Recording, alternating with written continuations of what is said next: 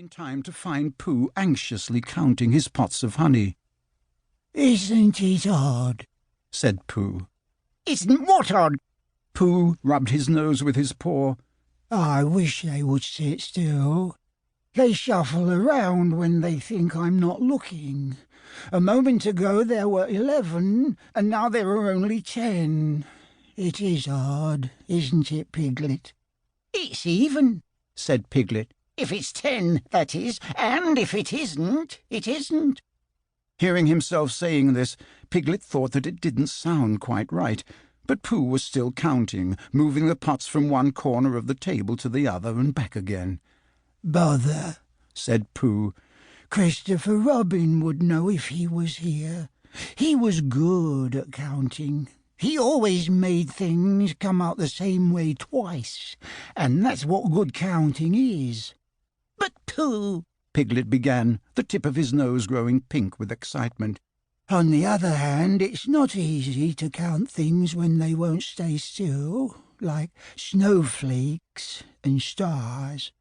"But, Pooh—" And if Piglet's nose was pink before, it was scarlet now. "I've made up a hum about it. Would you like to hear it, Piglet?" Piglet was about to say that hums were splendid things, and Pooh's hums were the best there were, but rumours come first. Then he thought what a nice feeling it was to have a big piece of news and to be about to pass it on. Then he remembered the hum which Pooh had made up about him, Piglet, and how it had had 7 verses, which was more verses than a hum had ever had since time began, and that they were all about him. And so he said, "Oh, yes, Pooh, please." And Pooh glowed a little, because a hum is all very well as far as it goes, and very well indeed when it goes for 7 verses, but it isn't a real hum until it's been tried out on somebody, and while honey is always welcome, it's welcomest of all directly after a hum. This is the hum which Pooh hummed to Piglet on the day, which started like any other day, and became a very special day indeed. "If you want to count your honey, you must put it in a row. In the sun if it is sunny, if it's snowy in the snow. And you'll know when you have counted how much honey you have got. Yes, you know what the amount is, and so therefore what it's not. And I think it's 11, added Pooh, which is an excellent number of pots for a Thursday, though 12 would be even better." "Pooh," said Piglet quickly, in case there was a third verse on the way which would be nice, but time-consuming. "I have a very important question to ask you." "The answer is yes," said Pooh. "It is time for a little something." "But, Pooh," said Piglet, the tip of his nose by now quite crimson with anxiety and frustration. "the question is not about little somethings, but big somethings. It's about Christopher Robin."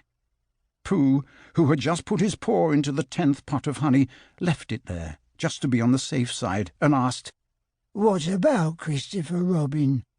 "The rumour, Pooh. Do you suppose he has come back?"